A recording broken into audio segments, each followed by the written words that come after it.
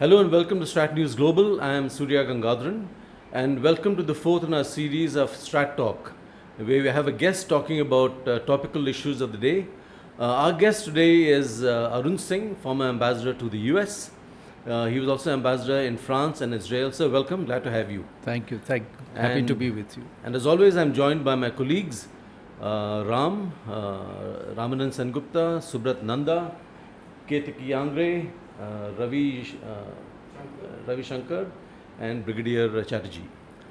Ambassador, first some initial remarks from you, brief initial remarks about India, US. Of course, we'll also be looking at Europe. So, a brief roundup as to how you see this playing out. So I'd say that with the tremendous ferment and flux going on globally at the moment, I think the India-US relationship as of now is at a relatively stable place. And I think there's some measure of confidence. You can see that the Trump administration in Trump 2.0 is continuing what had happened in the Biden administration, which is unusual because they walked away from many of the Biden administration policies, and also building on what had been done in Trump 1.0. Now, if I look at the signaling, the Indian Prime Minister was the fourth foreign leader invited to the White House in February. And the other leaders, if you look at them, you had the Prime Minister of Israel, King of Jordan, Prime Minister of Pakistan, and now the Prime Minister of India. So clearly the signal is that for the administration, the focus is on West Asia, and Israel is a very important partner for them, and the Indo-Pacific. So that's one signal. The second, the Indian Foreign Minister was among the Quad foreign ministers invited to the inauguration of the President in January, among the select group of foreign ministers. And since he was the senior most among the Quad foreign ministers in terms of length of tenure, he was very strategically placed in the audience, right in front of the lectern, and that was high visibility. Also, the newly confirmed US Secretary of State, Secretary Rubio, the first multilateral meeting he did was of the Quad foreign ministers. And the first bilateral meeting he did was the Indian foreign minister. So that's one kind of. The second thing I look at is the messaging that came out of the joint statement that was issued after the Prime Minister's visit. And they have given a new framing for the relationship. They've called it US-India Compact for the 21st century.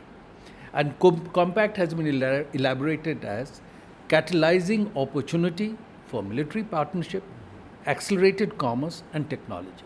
So that these are the three areas where there will be emphasis on cooperation in the period ahead. Second, you recall that one of the signature achievements of the Biden administration was the initiative on critical and emerging technologies that had been launched by the national security advisors of the two countries in January 2023. And that was a signal that when the US on national security grounds was restricting technology access to many countries, including China. Now they were saying that on national security grounds, we believe that we should partner with India in critical and emerging technologies, artificial intelligence, quantum, cyber, 6G, biotech, semiconductors, space, defense. So very, very important areas. And there was some anxiety I could see, especially certainly outside the government, on whether the Trump administration would want to continue with that, because this was a signature Biden administration initiative. But they've kept that. If you see in the joint statement, they've described very similar areas of cooperation. The only thing they've done is they've rebranded it. Instead of ISET, it is now called Trust, transforming the relationship utilizing strategic technologies. As far as I'm concerned, if it is rebranded, then Trump 2.0 has ownership, and they would want to take it forward. The next thing that has happened is that although Trump has repeatedly criticized India on trade issues and said India is the tariff king, the Indian Prime Minister is a great negotiator, taken advantage in the negotiations, etc. But they've also signaled that by 2030, they want to take the trade to the level of $500 billion from the current level of $200 billion. And both countries have already started negotiating a multi-sectoral free trade agreement that was referred to in the joint statement. Following that, you can see that there is intense, serious negotiation going on. The Indian Commerce Minister visited Washington. The Assistant US Trade Representative came to India. Then the Additional Secretary in the Commerce Ministry, who is responsible for these negotiations, went to the US. And from all reports, the terms of reference for doing the trade agreement have been finalized between the two sides. And when the Vice President Vance was in India recently, they put out a statement that the terms of reference have been finalized, based on which the negotiators will work. So in terms of the trade agreement, I think from what I see, as of now, India has made as much, if not more, progress than any other country that is negotiating with the US. And one can make the argument that if you are saying that if you want to take the trade to $500 billion, then it doesn't make sense to impose high tariffs on supplies. Then you're not going to take trade to that level. But we have to see. We have to see how the thing. So I would say, putting it all together, there are challenges. Trade is certainly a huge focus for the Trump administration. But the signaling is that in the broad relationship, they see it as an important relationship for them, even as they are withdrawing a bit from Europe. Their policy on West Asia, everybody is watching in terms of what they do with Saudi Arabia, what they do with Iran. They've revived the negotiations with them. But as of now, the signaling that the Indo-Pacific remains an area of focus for them and the challenges they see for themselves in this region. And you may have recalled that the US Secretary of Defense, Hexeth, when he went a couple of weeks ago for a meeting in Europe related to Ukraine, a meeting that normally the US Secretary of Defense used to chair. Now he said he's not going to chair, the UK Defense Secretary chaired. But there he said that we need to focus less on what's happening in Europe because we are facing challenges in the Indo-Pacific. So that's how they are defining. So I think that's broadly where we are. Okay. So let me begin with my first question. How do you read Donald Trump and his how he sees India? Where is this? He says at the top of this entire churn that he's presiding over. So how do you read his analysis, his understanding of India, what he wants from India? So as I said, Surya, that when I've looked at the India-US relationship deeply over time, I have come to the conclusion that broadly 4 factors impact on the relationship at any point of time. If you look at those, look at the relative weightage, you can understand where we are. The first is, what is US global priority at any moment? What do they see as the important objectives, challenges? Second, within the framework of that priority, what is the role they see for Pakistan? So that impacts on us. Third, within the framework of that priority, what is the relationship with China? Because that impacts on us. Because for us, the 2 main military challenges are Pakistan and China.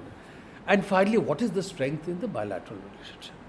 So given that, I think Donald Trump feels that US is overextended globally, needs to pull back.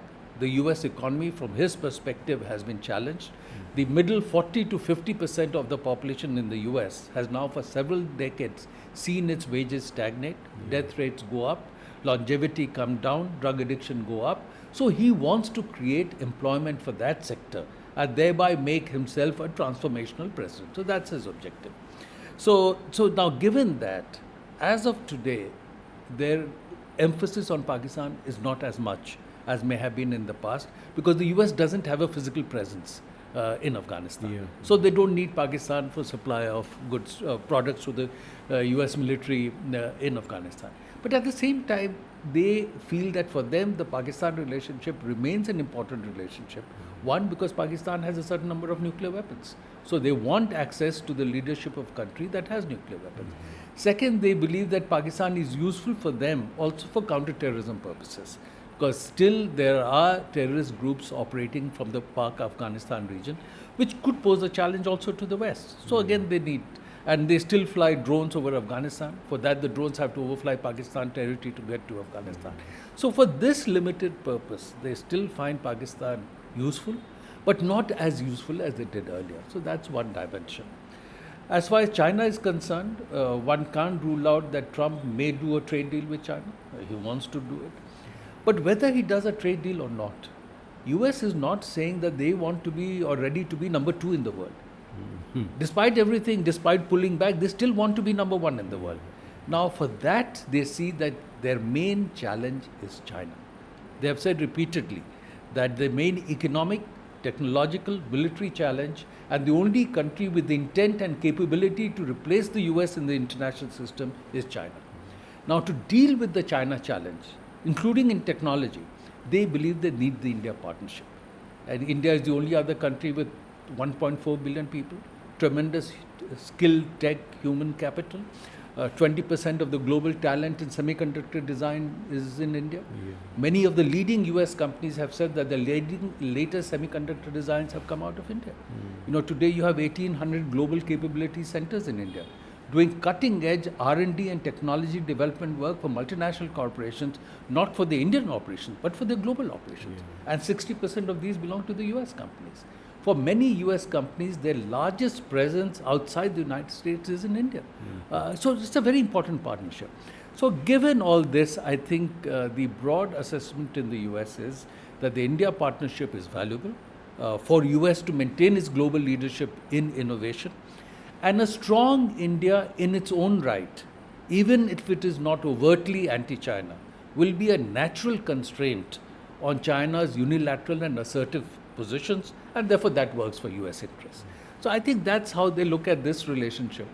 And I think that's why they're ready to continue with high-level technology partnerships. They would like to sell more to India, defense equipments, energy supplies, other items. But certainly they want to strengthen this partnership in all the three dimensions I mentioned: trade, technology, and military cooperation. Ram? So you mentioned that ISET has been renamed Trust. Basically, it's the same thing, which I find a bit ironic, because given that, how does one trust a president who keeps, oscillating between things and just resigns on various treaties with just a tweet or something? Well, I would say that for India, you can see at one level broad continuity under Trump. He had spoken positively of the India relationship during his election campaign in 2016. He had addressed a rally of Indian Americans in 2016, October, in New Jersey. And there, in fact, he had recorded a campaign video in Hindi, taking off from Prime Minister Modi's campaign video of 2014, when he had said, "Ab ki baar Modi Sarkar." Trump had recorded "Ab ki baar Trump Sarkar" to reach out to the Indian American community. And then he had invited Prime Minister Modi around June, if I remember right, 2017, for a visit. He had joined the Indian Prime Minister for a rally in Houston, the Howdy Modi rally, for 50,000 Indian Americans. Very unusual for a sitting US president to join a rally for a visiting foreign leader, and that too outside Washington. And he stayed there throughout the event, and at the end of it, if you remember, they went around the stadium holding hands. Then he came to India in January 2020, February 2020, for a bilateral visit. There was this huge event in Ahmedabad. Recently, the senior US official who worked with him said that President Trump was impressed with the fact that in India he was treated with respect. That's not something he felt in some of the other relationships, and that's something he has remembered. But the final point I'd make is that in 2018, he placed India on what was called STA Level 1, Strategic Trade Authorization Level 1, which, as the US said, allowed for highest level technology releases for India on par with NATO partners. So yes, he has gone back and forth. In 2017, he said, "Stop assistance to Pakistan." January 2018, he tweeted, "Stop all assistance to Pakistan. They've been hoodwinking us, taking advantage of us, supporting those who are killing our troops." And yet, in 2019, he invited Imran Khan to the White House, because at that time, they felt they needed help from Pakistan to get an agreement going with the Taliban. And there, in response to a planted question, he said, "I'm ready to mediate on Kashmir," out of the blue. And they know that, for India, this is a red line. Not only that, he went on to say that the Indian Prime Minister has asked him to mediate on Kashmir. That just simply couldn't be true. And the Indian Foreign Minister had to make a statement in Parliament that there's no truth to what the President has said. So here is a President of a major country, not necessarily always conditioned by facts in his articulation of position or policy. So you have to be prepared for all that. But I think under that, I can see a clear, sustaining, very strong undercurrent of valuing the India relationship and continuing to take. And that's why, the Vice President has been here. And I think if all goes well, if we get some progress in the trade agreement, President Trump will be here towards the end of the year for the Quad Leaders Summit. And if that happens, then both systems will be under pressure to come out with more positive outcomes, more deliverables, and so the positive trajectory will be sustained. So that's how I would look at it. Ambassador, you just talked about the US-Pakistan relationship as well as the emphasis that US places on India. So Trump, as we all know, is mercurial, but Trump is also transactional. So in terms of, you also mentioned the US-Pakistan counter-terrorism angle. So is it possible for India to prevail upon the US to put more pressure on Pakistan to rein in terror groups on their soil? That is one. And since there is buzz about Trump returning to Afghanistan, not boots on the ground, but diplomatic presence, should India also then scale up its presence in Afghanistan? So look, first I would say on Afghanistan, as I understand it, India will take decision based on its own assessment of its interest. We don't have to be guided by what the US does or anybody else does. Again, as I see it, if you remember in Taliban 1.0, we had to shut our embassy and leave because there was a threat. In this time, the fact that there is a functioning liaison mission going on is a major progress. And again, from whatever comes out in the public domain, one can see that that is because the Taliban also have valued tremendously the assistance that India had provided to Afghanistan since 2001. And the people there have told them that it had a good impact, they valued it, and so they want India's humanitarian assistance projects to continue, economic development projects to continue. So I think we should build further on that and make our own assessment of what we need to do. Now, as far as the US approach to Pakistan is concerned, every country looks at its own interest, and they will define an approach based on how they see their interest. Now, US certainly, as I see it, is worried that terrorism as it is in the broad Afghanistan-Pakistan region, but not just there, also in West Asia, also in Africa, can reach out to the West and create incidents there which they would like to avoid. So they approach it from that perspective. But while doing that, again, they would want to maintain some relationship with the leadership in Pakistan, keep that conversation. So they will sustain the pressure to take action against terrorist groups, but not want to rupture the relationship. But again, I think over time, one major change that has happened, one can say that at least when the US was present in Afghanistan, especially in the period till about 2008, they were always mindful of whatever they did with other countries, including in India, how would it impact on the Pakistan relationship, because Pakistan was very vital. I sense that one change that now has happened is that anything they do with Pakistan, they are mindful that it should not impact negatively on the India relationship, on perceptions in India. So that's one change, and we have to work with that. I have a couple of questions. One, you said that US might turn around and do a deal with China anytime. So in that sense, what India had done when Russia was totally isolated was that we did use the oil and we basically reached out to Europe. Do we have an opportunity here? And part two of that question is, at the same time, what are our industries that should be wary of a possible, sanction coming in later? He's left pharma out of it for now, but we don't know where this is going. And I'll come to my second question now. So on the pharma and trade thing, I think the multi-sectoral free trade agreement discussions are going on and very intensely.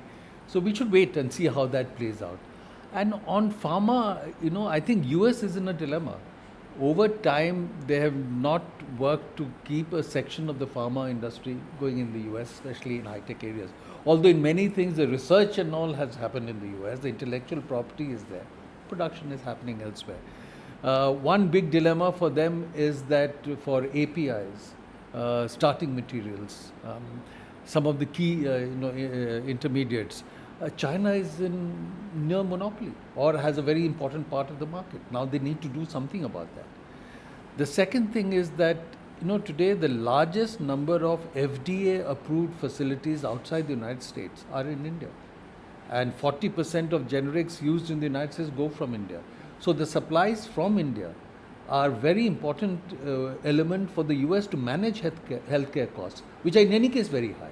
So it wouldn't make sense for them to disrupt that. And you're already seeing reports in the US that despite the pause on some of the tariffs, already supply chains are being disrupted. and their shortages are anticipated, price rises are anticipated. So whether they do something on pharma or not, I should watch. My own view would be that this is a moment for India and the US to have a deeper discussion. That how do you work together to strengthen the pharma industry both in the United States and in India? Because there are certain segments where there is production happening neither in India nor the US. Now, how do you work together to ensure that? How do you ensure funding and other support? That would be a far more productive conversation that they should have. Okay, and the second question is related to students. I mean, India sends probably the second highest number of students to Highest the US. now, I believe so. Highest. Yeah. And also, even when it comes to H-1B visas, Indians are the highest who benefit from it. We've seen in the last many weeks, there are Indians who have self-deported, there are others who were facing deportation, they were off service. So all of this is now being fought even in court, but how do we come into the picture? Because at the end of it, it is still a relationship between the university and the student, but it is something that so many Indians aspire to do and go. Sure. So there's, as you've noticed, a certain politics around that playing out in the US. Certainly, Indian students at one level benefit from going to the US. According to latest reports, before all this ferment happened and anxiety has been created, there are almost 300,000 Indian students in the US. They have been paying, according to what you see in the statistics, almost $9 billion annually just as tuition fees. Then there's the other expenditure. So it's an infusion in the US economy, but it's infusion for the US university system. They are making these earnings. And if they don't make these earnings, they will be in difficulty. So the US universities gain. Of course, Indian students also gain despite the expenditure because they get exposed to the wider global ecosystem. They get exposed to the system in the US. They're able to build networks. And I have found that, of course, some stay on to work in the US, but many come back to India and are able to build on the understanding and networks that they generated to develop economic relations. So it works for everybody. So I think this will have a lot for the US also. The universities will use, and this opportunity to build faster growing trade and economic relationship will also be challenged. So I hope the US system is able to work their way around this because it's really a loss for both. And then in terms of the H-1B visas, clearly, I used to go when I was ambassador very often to the Silicon Valley. And I could see that Indian origin tech entrepreneurs, Indian origin CEOs, tech workers were an integral part of the US leadership in innovation. So, and you see the CEOs of many leading companies, Microsoft, Google, IBM, Adobe, these are people of Indian origin, studied in India, then went to the US. So it's a vital for the US. So they need to handle that carefully. But at the same time, there is a perception in some sections in the US that because of the H-1B visas, they are losing their job opportunities, that while in many areas high-skilled people are being brought, in other areas it's not high-skilled people, more replacement workers are being brought. So I think through deeper conversation that needs to be addressed in a way that works well for both countries. We have time for a short break. More questions coming up. Do stay with us.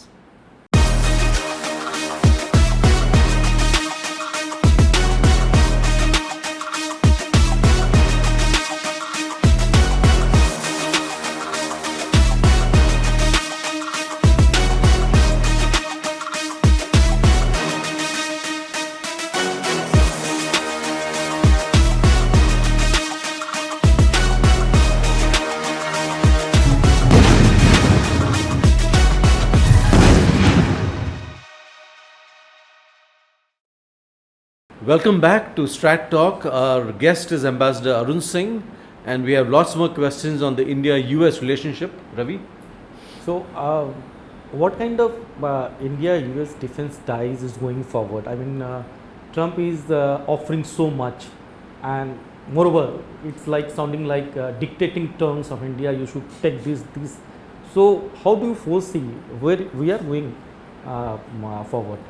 No, so I don't think dictated terms. I think they're expressing their hope and aspiration, but ultimately they know that India will work out based on its own requirements. Now, the defense relationship between India and the US has progressed tremendously. And since it's happened step by step, I think not everybody has absorbed how much progress has happened. Till 2008, we hardly bought any defense supplies from the US. By now, we have contracted to buy almost $24-25 billion worth of defense supplies. And not only is it a buyer-seller relationship, we are now also looking at co-development of technology. After the initiative on critical and emerging technologies, the two governments launched something called IndusX, India-US Defense Acceleration Ecosystem, bringing together startups in defense technologies from the two countries to start working together for co-development of technology. They've held 3 meetings, there have been joint challenges, joint awards, but now we have to see how it scales up. Again, because of the confidence all this has generated, and also the initiative on critical and emerging technologies, now trust, the US Space Force has placed orders on 2 Indian companies for supply to the US Space Force. US has authorized 80% technology transfer for the GE 414 engine. And the US has said that this level of technology transfer they have not authorized to any other partner of the US, including to any NATO partner. So that's one dimension of the partnership that's developing. The second is, if you look at the kind of agreements now we have done. In 2016, we did the logistics support agreement. Again, from all accounts, during the 2020 Galwan conflict, if I just look at what came out in the public domain, the US also stepped in to supply winter clothing that was required for those heights, and leased 2 drones to India, which again would not have been possible earlier. We also then signed the communication compatibility and security agreement, so that there is better compatibility between communication equipments, and then you can get more real-time information and data, which again, from what I see, has worked well for us. 2020, we signed something called BECA, Basic Exchange and Cooperation Agreement, which has allowed for sharing of geospatial information. And I believe that was again useful for us in Galwan. Now the 2 countries have already signed something called SOSA, Security of Supply Agreement, so that you give privileged status to the partner for the defense supplies that they require and are already contracted. And now they are already seem to be starting discussion on doing something called the Reciprocal Defense Procurement Agreement, which would enable Indian companies to get better access in terms of supplies to the US Department of Defense. So this is the kind of progress that has happened step by step, deepening the defense partnership. And then you have army exercises, navy exercises, air force exercises, special forces exercises, tri-services exercises, multilateral exercises like the Malabar series. And the US says that they now do more bilateral exercises with India than with any country outside NATO. And I think from one can make out India also does a significant part of its exercises with the United States. So it's a very strong and deepening defense partnership in all its dimensions. And based on that, you have to see what are the platforms you may need from the US, where in terms of technology, in terms of costs, in terms of what you need is very useful. And you know, say C-17 and C-130, the transport aircraft that we got was very useful for us in the context of Galwan. It was also useful for us when we evacuated Indians from other countries, you know, when there was disturbances they are pushing there. to buy more, in fact. Well, all countries will want you. India wants to sell more to others. Yeah. So certainly, and you know, again, I saw a figure that almost 50% of our defense exports in the last 5 years were through the global value chain of US companies. So that's again important sort of integration that is there. But certainly, every country wants to sell more. France wants to sell more, US wants to sell more, Israel wants to sell more, Russia will want to sell more, India wants to sell more to others. So I just, you mentioned about the GE engine. You know, and everybody knows how GE engines couldn't supply engines, and the whole program got delayed. And moreover, Ram talked about trust. So how we trust them? There is a, in fact, Apache, they are not delivering. They are supplying to Morocco, but we are funding up to ourselves, in fact. So this supply chain issue, or Americans stand on this, where armed forces, including us, we are baffled of their approach or their stand, or they are not cooperating.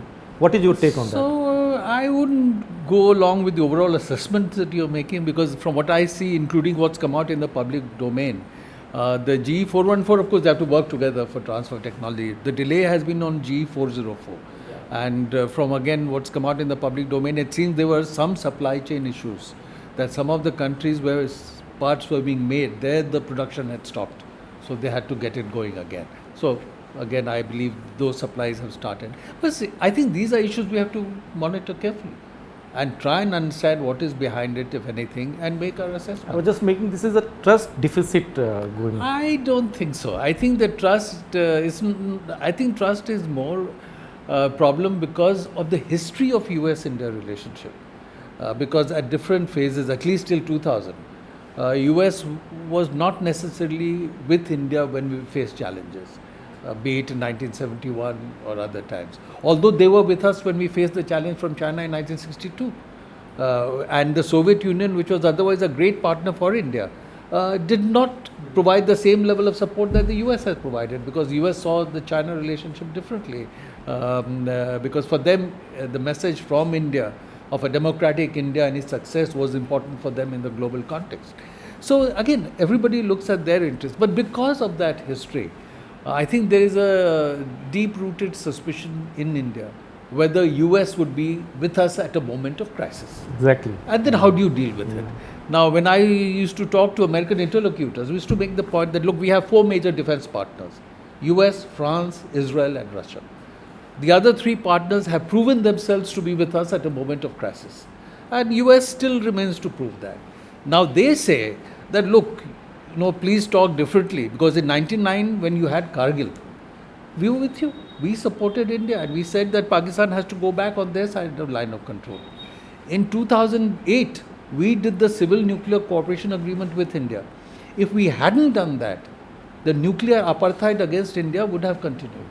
And because of that, even though US has not been able so far to supply civil nuclear equipment, others have been able to supply.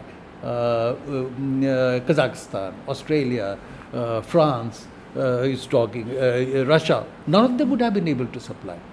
And they say no other country in the world could have brought about this change. So we did that for you.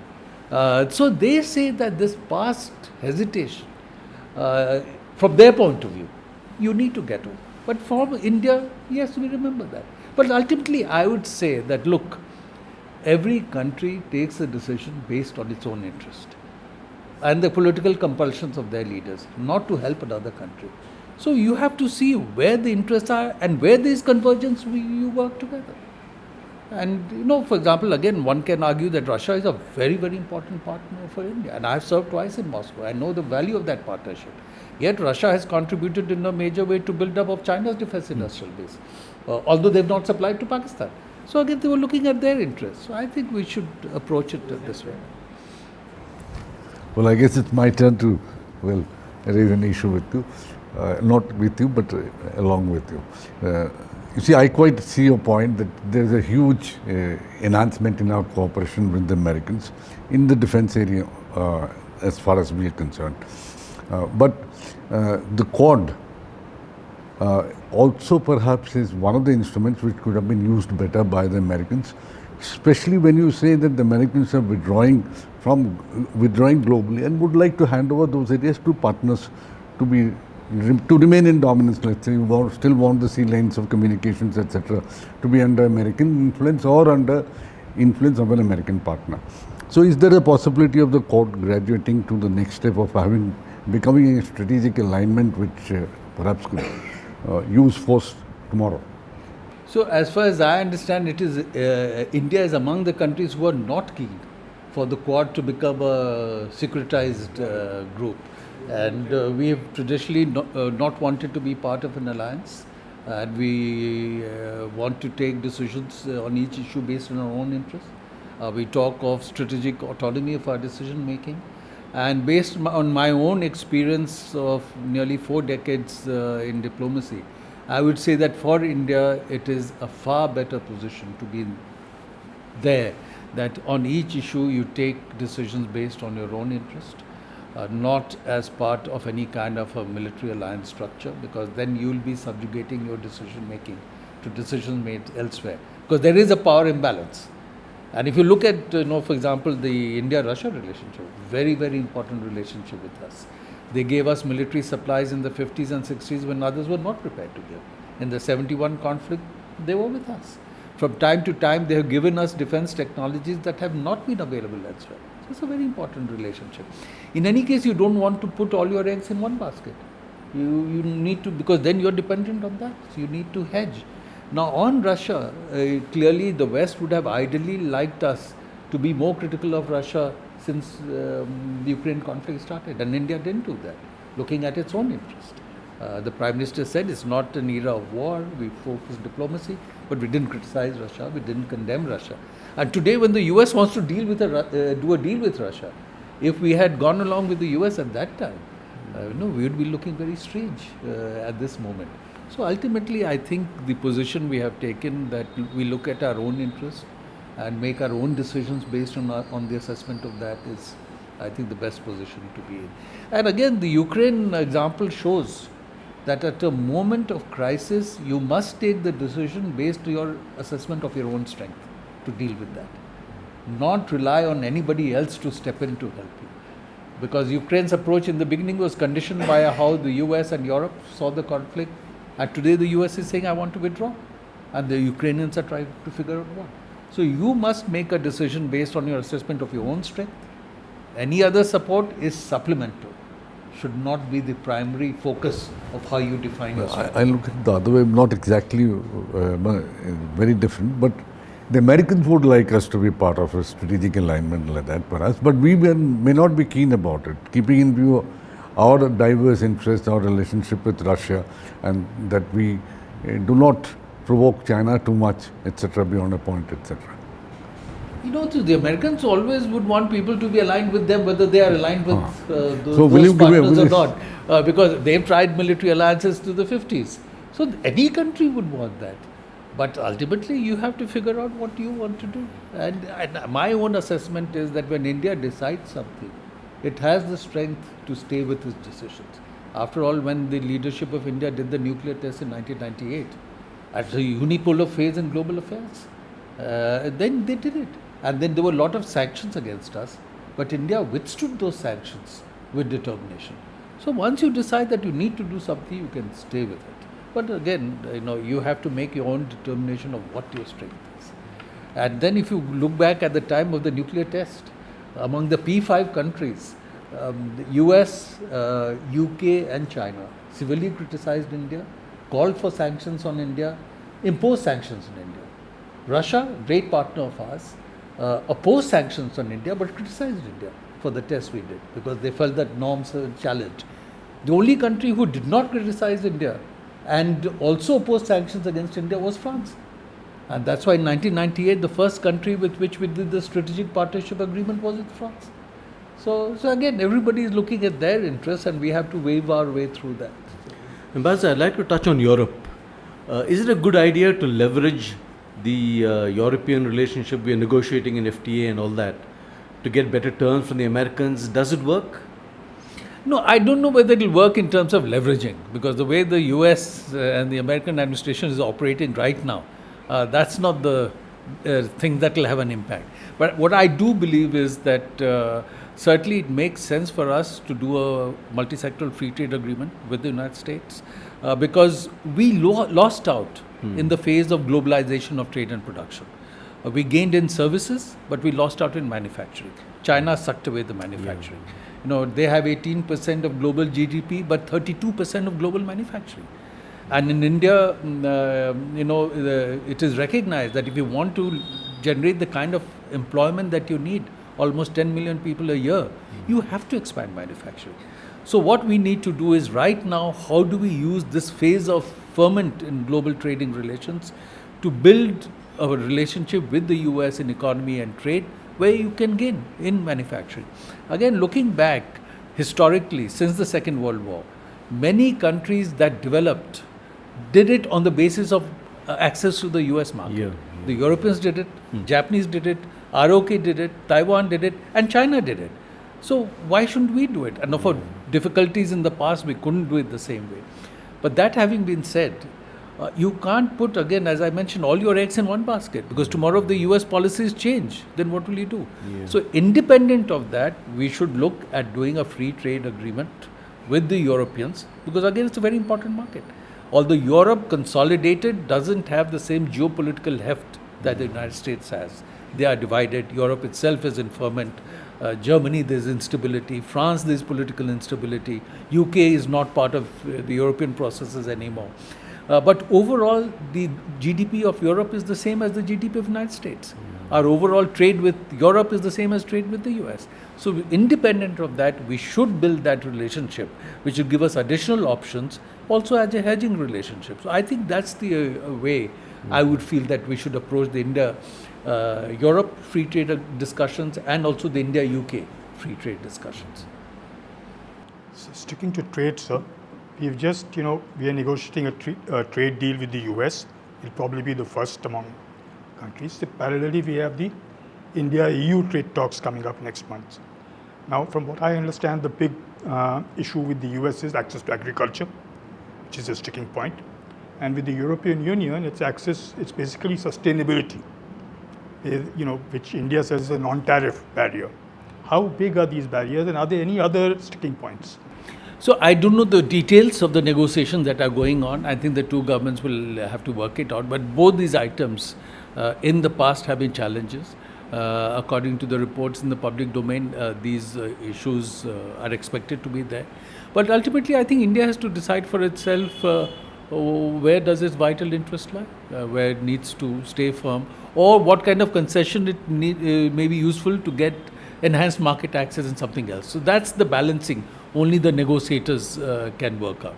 And I'm sure, and as far as the European requirements on things like CBAM, carbon border adjustment measures, or this new thing that working on called corporate sustainable directive, where basically they are saying that any company that has a turnover of more than 500 million euros should ensure that in their entire value chain, ESG governance norms are maintained.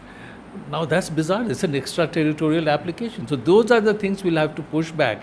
But again, very interestingly, you may have seen that in France recently, there were protests in the companies because the US embassy in France sent out a notice that the French companies that want to tender to the US government must ensure that they are not following DEI policies. Now here's the US imposing its current political preference on companies in Europe. So extraterritorial applications are getting strange dimensions.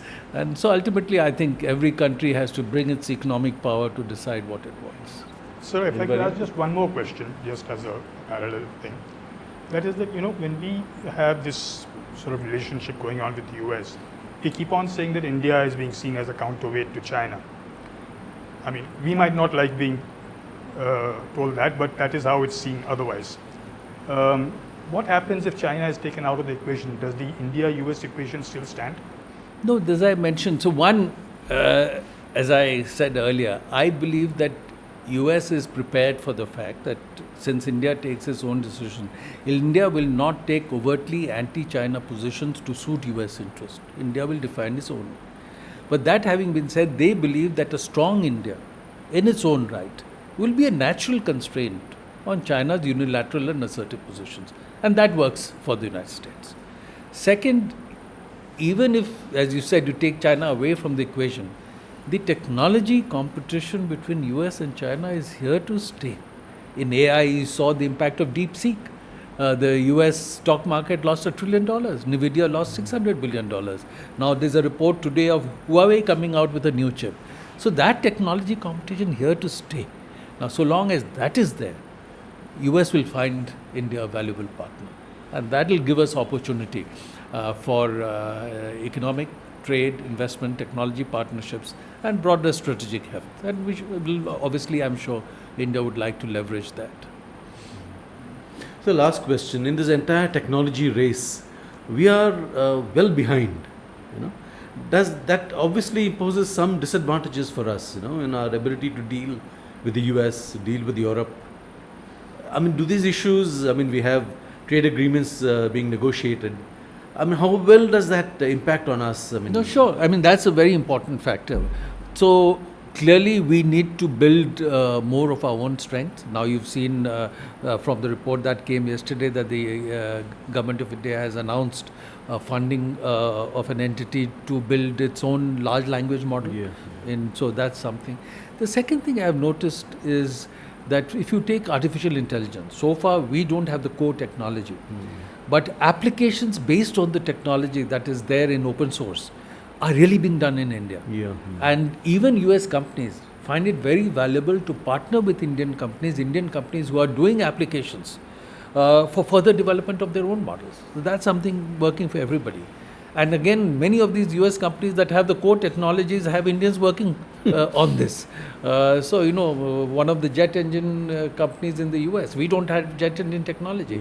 That company employs 8,000 people just in Bengaluru, doing cutting edge R&D and technology development work for jet engines. So we bring certain amount of human tech capital, and so we need to leverage that. So I think leverage what we have, but yes, build more of our own capacities for core technologies, and that certainly will have to be the way to go. Ambassador, thank you. I think we are at the end of our time, and stimulating discussion covering both the US and Europe. Of course, Europe we've touched less on that, but obviously given how the relationships are working out. Ambassador, thank you very much. Thank you. And look forward to more such discussions on Strat Talk. Thank you very much from all of us here.